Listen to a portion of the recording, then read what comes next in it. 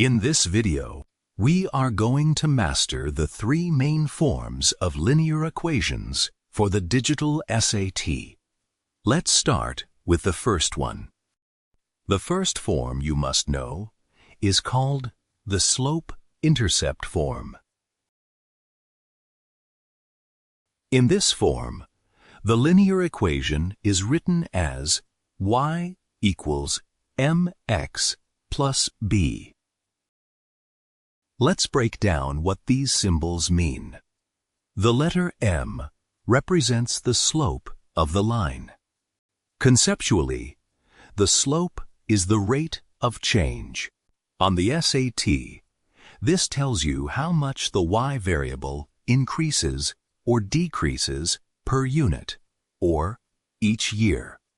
The letter b represents the y-intercept. This simply represents the starting value, or the initial amount before any change occurs. The second form you want to be familiar with is the standard form. A linear equation in standard form looks like this: ax plus by equals c. In this form, a, b, and c are simply constants. If the SAT asks you to find the slope from this form, you can use a quick shortcut. The slope m is always equal to negative a over b. Make sure to write this formula down in your notes. Finally, we have the point-slope form. This is written as y minus y1 equals m times x minus x1. In this equation, m represents the slope, and x1, y1 represents a specific point on the line. Make sure to add this final form to your notes.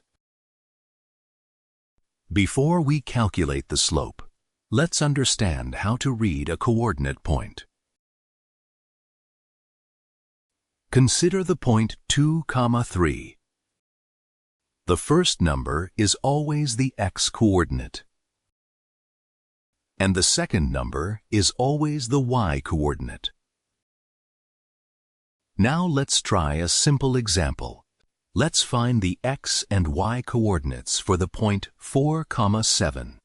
Here, the x-coordinate is 4, and the y-coordinate is 7. Let's try one more. For the point -3, 8, find the x and y coordinates and comment your answer down below. Now that you know how to read coordinates, let's learn how to calculate the slope between 2 points. The slope formula is m equals y2 minus y1 divided by x2 minus x1.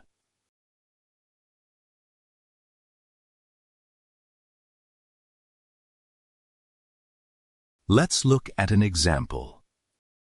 Find the slope of the line that connects the points 2, 5 and 5, 14. First, let's label our points to avoid any mistakes.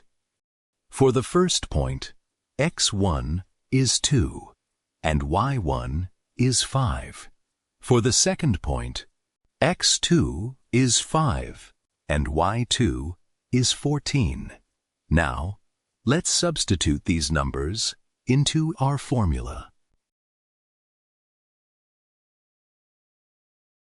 This gives us 14 minus 5 over 5 minus 2.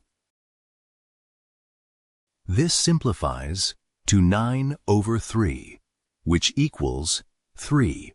So, the slope of this line is 3. Let's try one more example together to make sure you have this down. Find the slope of the line that connects the points 1, -2 and 3, 4. Once again, let's label our points. For the first point, x1 is 1 and y1 is -2. For the second point, x2 is 3 and y2 is 4. To keep it fresh in your mind, let's write down the slope formula once again. M equals y2 minus y1 over x2 minus x1. Now, let's substitute these into our formula. We get 4 minus -2 over 3 minus 1. Remember, subtracting a negative number turns into addition. So this becomes 4 plus 2 over 2, which simplifies to 6 over 2. And 6 divided by 2 gives us a slope of 3. Next, let's learn how to graph a linear function in standard form. Consider the equation 3x minus 2y equals 6. To graph a line, we need to find at least 2 points. We can do this by finding the x and y intercepts. To find the x-intercept, we need to set y equal to 0. Substituting y with 0 gives us 3x minus 2 times 0 equals 6. Since -2 times 0 is just 0, we are left with 3x equals 6. To solve for x, we divide 6 by 3, which gives us x equals 2. Since we chose y to be 0, our first point is 2, 0. Now, let's find the y-intercept by setting x equal to 0. This gives us 3 times 0 minus 2y equals 6. This simplifies to -2y equals 6. To get y, we divide 6 by -2, which gives us y equals -3. Since the x-coordinate comes first, our second point is 0, -3. Now, let's draw a graph to plot these points. First, we draw the vertical axis, which is the y-axis, and the horizontal axis, which is the x-axis. The center where they cross is 0. On the x-axis, let's mark 2, and on the y-axis, let's mark -3. Now, since our first point, P1, is 2, 0, we plot P1 right here on the x-axis. Our second point, P2, is 0, -3, so we plot P2 right here on the y-axis.